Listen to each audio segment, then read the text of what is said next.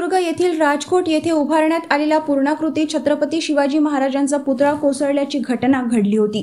या पुतळ्याचा शिल्पकार जयदीप आपटे याला कल्याण येथून अटक करण्यात आली आहे।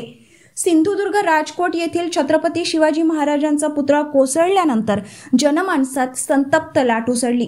या घटनेनंतर पुतळ्याचे शिल्पकार जयदीप आपटे यांना अटक करण्यात यावी अशी मागणी करण्यात आली होती। आपटे यांच्या विरोधात पोलीस ठाण्यात गुन्हा दाखल करण्यात आला होता। घटना घडल्याच्या दिवसापासून आपटे हे पसार झाले होते। आपटे यांच्या अटकेसाठी पोलिसांनी विविध तपास पथके तयार केली होती।